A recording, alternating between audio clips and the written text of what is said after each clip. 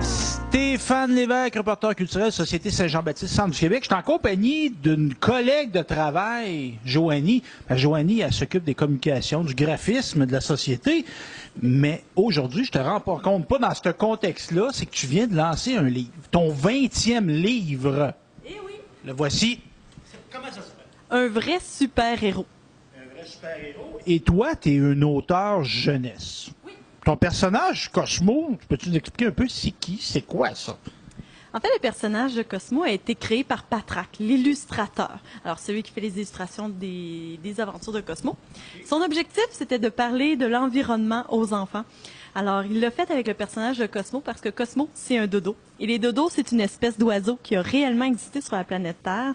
On dit même que c'est un oiseau qui était préhistorique. Ils ont vécu jusque dans les années 1700.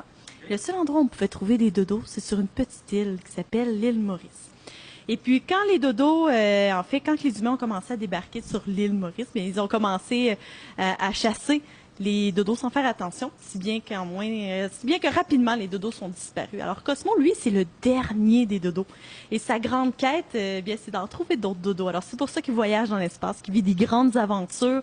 Et c'est ce que je raconte dans les aventures de Cosmo, là, c'est ces histoires. Et ça s'adresse évidemment à de littérature jeunesse. Ce que je comprenais, c'est qu'il y a différents volumes, parce que ça n'est une édition, le 20e, mais il y a pour différents groupes d'âge. Peux-tu m'expliquer un peu les différences? Oui, en fait, ceux-là ici, l'île de Cosmo, s'adresse pour la jeune enfance, donc les 3 à 6 ans, ceux qui apprennent à lire. J'ai également des albums à couverture souple. Eux, ça s'adresse pour les enfants de 5 à 8 ans. Et il y a également des mini-romans pour les enfants de 9 à 12 ans.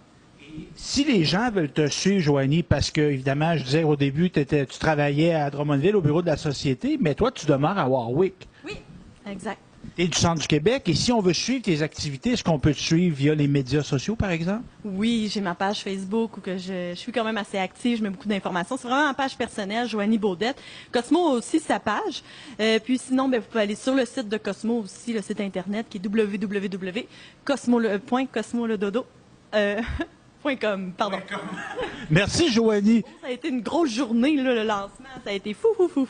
Ben oui, parce qu'on est on est en fin de soirée. Le lancement vient de se dérouler ici à Warwick, à la Maison de la Culture. En passant, c'était très bien, c'était bien organisé. Il y a eu une belle réponse du public. Il y avait beaucoup d'enfants, beaucoup de parents aussi. Vraiment, ça n'a pas arrêté. J'ai vraiment eu un public qui était présent. Je vois que les gens de ma région me soutiennent et j'apprécie vraiment. Merci tout le monde. Merci, Joanie. Puis notre beau Cosmo, lui, nous dis-tu merci? Oui, merci. Ça a été un plaisir de parler à la caméra. Allô. Salut. Salut!